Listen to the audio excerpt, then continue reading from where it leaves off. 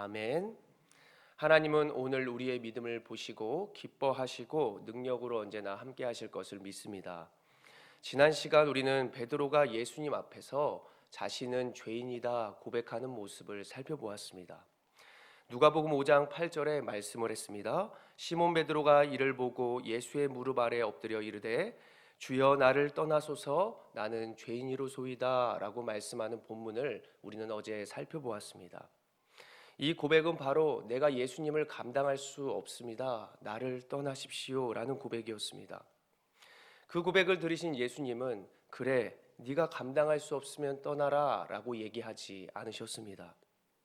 죄인이라고 말한 그를 도리어 안아주시고 그 베드로를 참된 제자로 온전히 이끌어 주시면서 그리고 하나님과 함께 할 수 있도록 하나님께서 제자 삼아 주신 것을 우리는 지난 시간 살펴봤다는 사실입니다.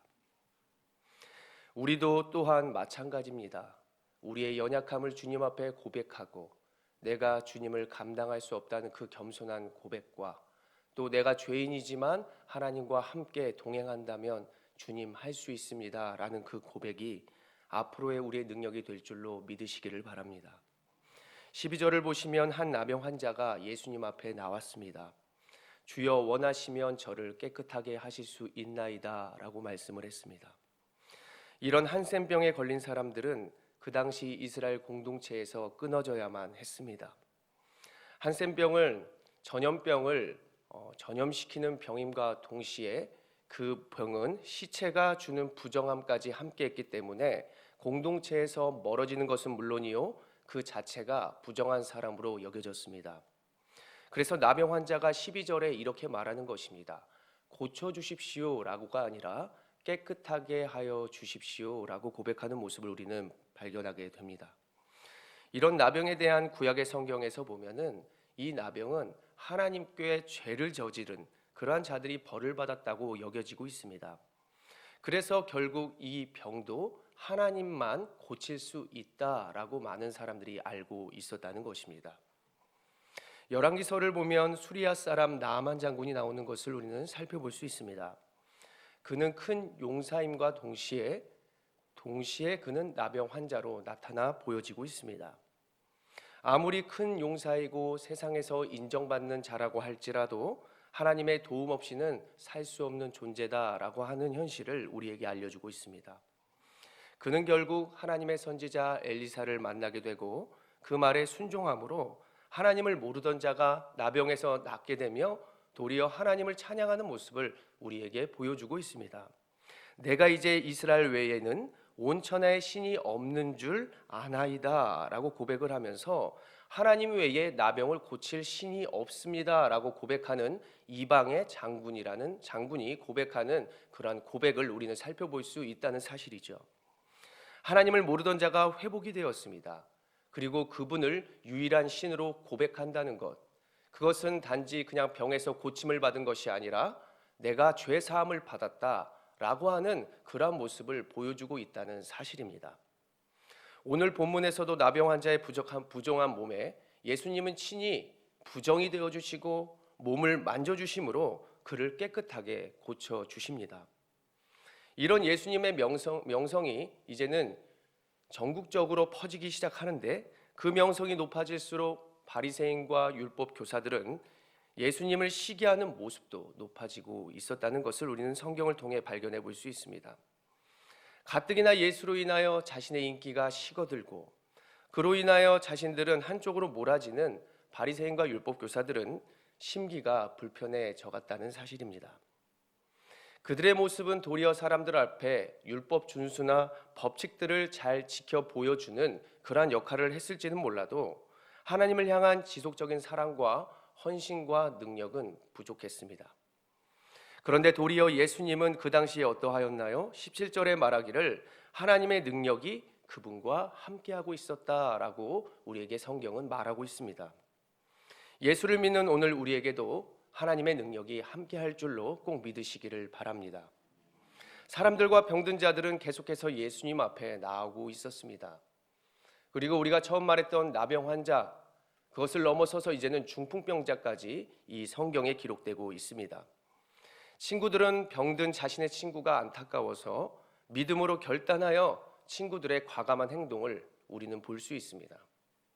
예수님은 이 모습을 보고 병고침 뒤에 숨겨진 보다 더 놀라운 영적인 사실을 우리에게 보여주고 있는데, 이 사람아 내 죄사함을 받았느니라 라고 예수님이 고백하는 그러한 말을 통해서 우리에게 영적인 교훈을 보여주고 있습니다. 죄사함이 이 세상의 육적인 고침보다 더 중요한 것이다. 바로 메시아적인 권능을 보여주면서 내가 이 땅에 온 이유는 너희에게 하나님 나라를 선포하는 것이고, 오직 육적인 고통보다 더 중요한 것은, 그 고침보다 더 중요한 것은 하나님의 일을 너희가 아는 것, 그리고 너희에게 영적인 회복이 먼저 있어야 한다는 사실을 우리에게 말씀해 보여주고 있는 것이죠. 많은 바리새인과 율법학자들은 그것을 보고 말했습니다. 신성모독이다. 그러나 예수님은 그럴싸한 종교적인 언어를, 예수님은 도리어 모함 가운데 승리함으로, 예수님의 모든 지혜를 살펴보며 하나님의 지혜로 그 난관을 벗어나는 모습을 우리에게 보여주고 있습니다.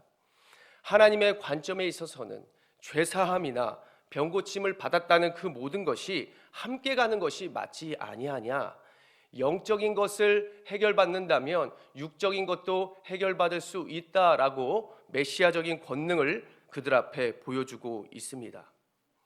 우리는 오늘 두 사건을 통해서 하나님은 우리의 육적인 부분과 영적인 부분을 고칠 수 있는 분이다라고 하는 사실을 알게 되는 본문으로 볼 수 있습니다. 우리의 몸이 아프고 삶에 문제가 생겼다고 생각했을 때 우리는 가장 먼저 무엇 앞에 나아갔나요? 우리는 무엇을 가장 집중하며 무엇에 매달렸는지를 우리는 우리의 삶 가운데 돌아봐야 할 것입니다. 세상의 해결책이 먼저였을까? 하나님 앞에 무릎을 꿇는 것이 먼저였을까? 바로 오늘 죄사함의 영적인 문제를 우리에게 보여주시는 이유는, 우리가 하나님 앞에 모든 문제를 생각하며 내가 영적인 모든 모습을 하나님 앞에 자복하고 회개하고 그분 앞에 매달린다면 우리의 육적인 고통과 문제들도 하나님께서는 회복시켜 주실 것이다 라는 사실을 우리에게 교훈하고 있는 것입니다. 우리는 다시 한번 마음에 새기기를 원합니다. 눈에 보이는 것, 또 육적인 것, 하나님께 바라는 모든 것들이 우리의 보이는 육적인 회복을 위한 것은 아니었는지, 우리는 이 생각에서 도리어 바꿔 다시 생각하기를 원하는 것입니다. 영적인 어떤 것을 위해서 나는 얼마나 일하며, 하나님은 무엇에 집중하며, 또 하나님은 무엇을 위해 나아갔는지를 다시 한번 생각해 보면서 영적인 부분에 더 가치를 두며 육적인 것이 따라올 수 있도록 우리는 우리의 삶을 점검해야 할 것입니다. 죄사함을 받은 우리들, 이미 죄사함을 받은 우리들인 줄로 믿습니다. 예수께 나아가 우리는 모든 것을 이길 수 있습니다. 나의 인생이 영적인 하나님의 영광을 위한 것이라면, 나의 인생의 목적이 하나님의 나라를 위한 것이라면 우리의 육적인 세상의 모든 것들은 가치 있게 되고 그것이 회복될 것을 믿으시기를 바랍니다. 우리의 이런 믿음을 보시고 예수님은 이렇게 말씀하여 주실 것입니다. 요한복음 15장 7절에 이르기를 너희가 내 안에 거하고 내 말이 너희 안에 거하면 무엇이든지 원하는 대로 구하라 그리하면 이루리라 라고 말씀을 하여 주셨습니다. 올 한 해 세상보다 하나님 안으로, 하나님과 동행하며 하나님 안에 거하면서 주님과 함께 하나님의 일을 우선시하고 영적인 모든 것들을 위하여 나아가신다면 분명히 올 한 해 하나님 앞에 원하시고 이루고자 하는 모든 것들이 채워지고 해결될 것을 믿습니다. 기도하겠습니다. 거룩하신 하나님 아버지, 오늘 하나님 앞에 다시 한번 우리의 영적인 모든 부분을 점검합니다. 우리의 영적인 모든 부분을 하나님 점검하며 주님 앞에 내가 어떻게 나아갔는지, 삶의 문제 앞에 무엇을 먼저 해결하게 하려 하였는지를 우리가 돌아봅니다. 하나님 아버지, 우리의 우선순위를 주님께서 붙들어 주시고 온전히 하나님의 나라와 그의 의를 구하며 나아가는 우리의 인생이 될 때 하나님, 우리의 모든 육적인 해결도 주님께서 채워주시고 함께하여 주시옵소서. 이 시간 우리가 마음과 시간과 하나님께 1000번째 예물로 나아갑니다. 하나님께 감사드리며 소명 따라 살아가길 원하오니 하나님께서 영육 간의 강건함을 더하여 주시고 기쁨이 있는 가정이 되게 하여 주시옵소서. 이 시간 우리가 말씀을 기억하며 함께 기도하기를 원합니다. 영육의 강건함을 더하여 주시옵소서. 하나님의 영광을 위하여 살아가겠습니다 라는 고백으로 이 시간 주여 한번 힘있게 외치며 기도하며 나아가겠습니다. 주여.